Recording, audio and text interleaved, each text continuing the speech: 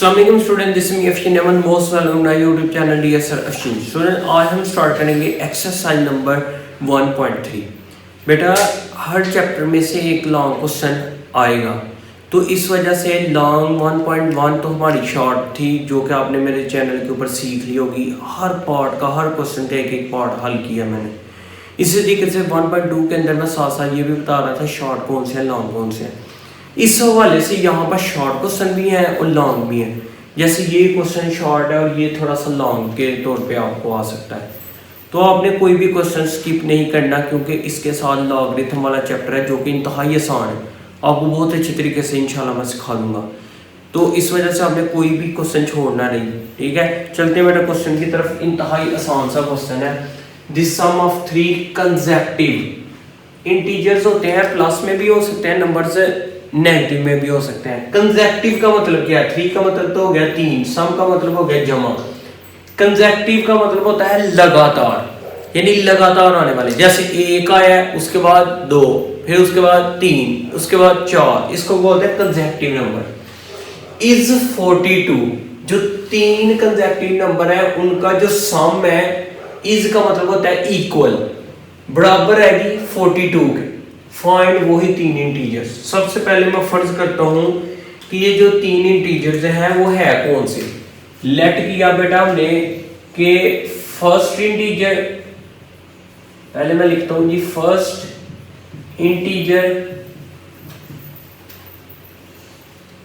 Integer मेरे पास आ गया बेटा, फर्ज करें x। तो सेकंड इंटीजर क्या होगा? सेकंड इंटीजर होगा x प्लस 1। फिर आगे फर्दर क्या होगा जी? थर्ड इंटीजर क्या हो जाएगा? इससे भी प्लस कर लेंगे, यानी x प्लस 1 प्लस 1, तो ये क्या बन जाएगा? x plus 2। तो थर्ड इंटीजर में बेटा हमारे पास क्या आ गया? x plus 2। समझ आ गई? पहले x है, फिर x प्लस 1, फिर इसमें ही ऐड करते हैं, इसमें ऐड करेंगे, फिर x प्लस 2 आ जाए। ये 3 इंटीजर है। अब कहता है कि इन तीनों का जो कंसेक्यूटिव 3 इंटीजर थे वो हमने लिख लिए। ये 3 इंटीजर्स हो गए। अब इनको क्या करना है? सम। तो मैं करता हूं, यहां पे लिखता हूं जी सम ऑफ 3 कंसेक्यूटिव इंटीजर बराबर है, इसका मतलब होता है इक्वल, बराबर है 42 के। तो इन सब को मैं सम करके लिख लेता हूं, x प्लस 1 x प्लस 2। अब ये देखें, मैं तीनों को जमा किया, आगे लिख लिया 42। अब 1 2 3 x हो गए, और 1 और 2 3 ही हमारे पास नंबर आ गया। ये प्लस है, दूसरी तरफ जाके क्या हो जाएगा? माइनस। 42 माइनस 3, तो 3x बराबर आ गया बेटा हमारे पास 39। ये मल्टीप्लाई करा क्या हो जाएगा? डिवाइड। तो 39 ओवर 3 कटिंग कर देंगे, 3 1 जा 3, 3 3 जा 9। x का जवाब आ गया जी 13। x का जवाब कितना आ गया? 13। अब बेटा हमारे पास x का जवाब 13 तो आ गया। अब हमने करना ये है कि इसके अंदर पुट करते जाएंगे और इंटीजर आते जाएंगे, जो कि हमने 3 मालूम करने थे। Find 3 integer. अब ये देखिए, इसका मतलब फर्स्ट इंटीजर जो है, फर्स्ट इंटीजर मेरे पास आ गया। आपने लिखते जाना है ऐसे, फर्स्ट इंटीजर हमारे पास, फिर x क्या है? 13। सेकंड इंटीजर हमारे पास आ गया जी x प्लस 1 है ना, तो x की वैल्यू आई है 13, तो 13 प्लस 1 जवाब आ जाएगा जी 14। फिर थर्ड इंटीजर हमारे पास क्या है जी? x प्लस 2, यानी 13 प्लस 2, तो ये कितना बन जाएगा? 15। 13 14 15, ये हमारे पास 3 कंसेक्यूटिव इंटीजर्स आ गए। शॉर्ट भी आ सकता है, लॉन्ग भी आ सकता है। ये इंपॉर्टेंट क्वेश्चन है। शॉर्ट तो बहुत ज्यादा, जिसकी स्टेटमेंट छोटी हो ना वो अक्सर आ जाता है।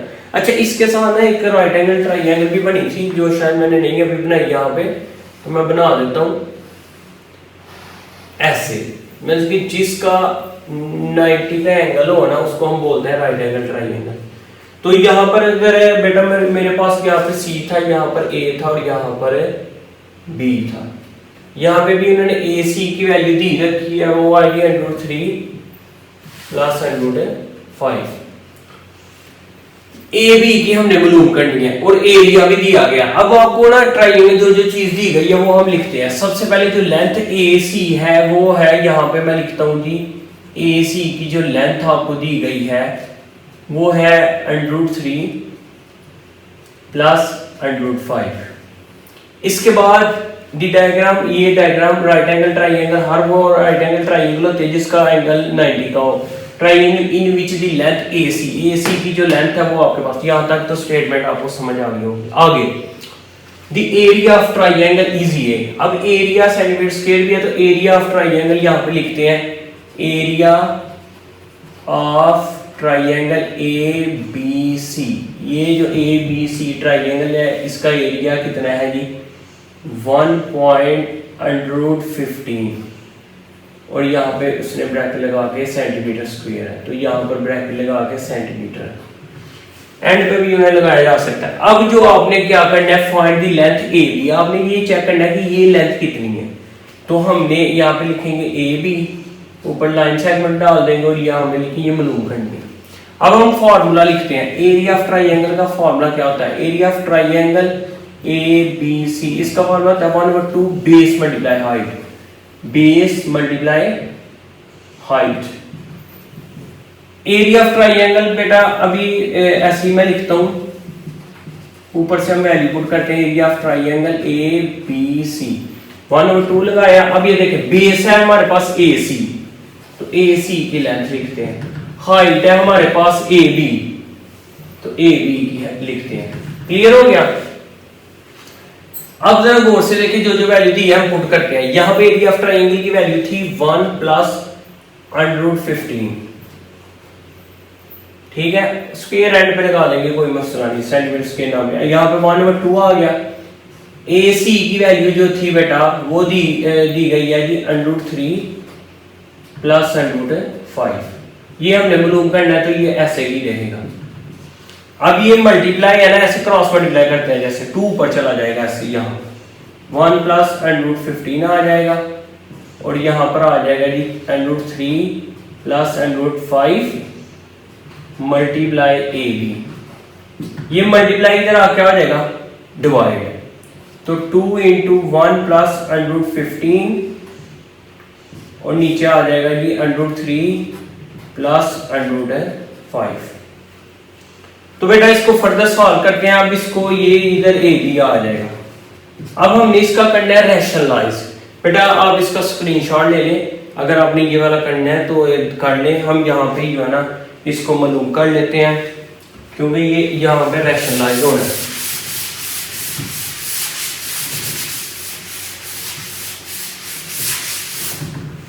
अब ये देखें, जो AB की वैल्यू आई हुई है मैं यहाँ पे लिखता हूँ। AB जो है वो बेटा मेरे पास आता है कि 1 plus 15 square root 15 over √3 plus √5, यहाँ पे ब्रैकेट है। रैशनलाइज आपको पता है मैंने सिखाया था 1.2 एक्सरसाइज क्वेश्चन नंबर 1 डिटेल से। जिन बच्चों ने लेक्चर देखा जरूर देखें। बेटा दरमियान वाला साइन चेंज करते हैं, वैल्यू वही रहती है √3 माइनस √5, √3 माइनस √5। अब हमने मल्टीप्लाई करवाना है। अब जरा गौर से देखें, 2 तो ऐसे लिख लिया, 1 को हम इससे मल्टीप्लाई करेंगे तो आ जाएगा √3, 1 को इसके साथ करेंगे तो माइनस √5, इसको इसके साथ करें plus √15 √3, plus minus minus √15 √3, multiply करें तो साथ ही लिखा जाता है, ठीक है। अगर आपने ये स्टेप लिखना हो तो वो भी आप कर सकते हैं, वैसे आप डायरेक्ट भी कर लेंगे तो कोई इशू नहीं। नीचे आपको पता है हमेशा A² माइनस B² फॉर्मूला लगना होता है रैशनलाइज में, वहां पे बहुत दफा बताया भी है।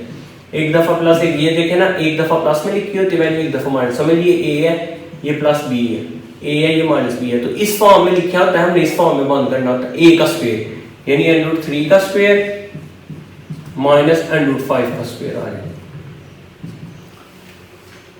अच्छा, अगर हमने ना इसकी जो लेंथ है उसको लिखना भी इस फॉर्म के अंदर है, ये फॉर्म बनानी है, ये ध्यान में रखना है। तो आगे हम करते हैं, इसको अंदर मल्टीप्लाई नहीं करना है, ऐसे लिख देंगे √3 यहाँ पे आ गया जी √5। ये 15 है ना, इसको एक ही अंडर रूट में कर लें ऐसे, 15 × 3 लिख लें, दोनों को एक ही अंडर रूट में कर लिया। इसके बाद माइनस यहाँ पे भी 15 × 3 कर लें, ठीक है। ये जरा गौर से देखें, क्या हमने कोई मिस्टेक तो नहीं की। 1 को हमने, अब ये स्टेप छोटा सा लिख ही लें, 1 को मल्टीप्लाई किया √3 से, ठीक है। उसके बाद 1 को हमने मल्टीप्लाई किया √5 से, फिर इसको 3 को इसके साथ किया मल्टीप्लाई, फिर इसको √5 को √5 आना था यहाँ पर, वही कह रहा था ना कोई ना कोई मिस्टेक है इस वजह से। चले जी, सही हो गया। अब ये इसके साथ कैंसिल, ये इसके साथ कैंसिल, 3 - 5 ऊपर आ गया जी 2 √3 माइनस √5, ये 1 से मल्टीप्लाई होगा √3, ये 1 से ये आ गया, इनको हमने एक के रूट में कर लिया, इसको भी जो है ना हमने एक के रूट में कर लिया, दरमियान में मल्टीप्लाई। अब जो 15 है, 15 का अगर हम एलसीएम लें तो क्या बनता है 3, 5 और 5 1, 3 × 5 या 5 × 3, हम 5 × 3 ही लिख सकते हैं। तो इसकी जगह हम बेटा डाल देते हैं 5 × 3, आगे मल्टीप्लाई 3 आता है, माइनस 15 का भी हमने किया 3 × 5 या 5 × 3, यहाँ आगे पीछे भी हो जाएंगे, कोई मसला नहीं। मैं बताता हूँ ये क्यों हमने ऐसा किया, क्योंकि -2 ये 2 कैंसिल, ये जो माइनस है ना ये ऊपर आ जाएगा ऐसे, और यहाँ पे हम लिखते हैं ये √3 माइनस, ठीक है। अब यहाँ पे ना एक मल्टीप्लाई करते हुए चले वो करते हैं तो फिर आपको समझ आ जाएगी। यहाँ पर वैल्यू भी थी ना हमारे पास जब हमने रैशनलाइज किया था, वैल्यू रैशनलाइज करते वक्त हमारे पास इसको इसके साथ ज़रब किया था, इसको ये, तो चले करते हैं फिर समझ आ जाएगी क्या आता है। अब यहाँ पर ना बाहर हमारे पास यहाँ पर 5 भी था कहीं पर, चले मैं देखता हूँ ये यहाँ पे ना कोई वैल्यू है थी, एक मतलब बुक से ही देख लेते हैं, सिर्फ 15 ही लिखी हुई है। चले करते हैं आगे, देखते हैं आंसर क्या आता है इसका। √3 √5 आ गया, जिसका पेयर बन जाए वो बाहर आ जाता है, ये 3 बाहर आ गया, √5 आ गया।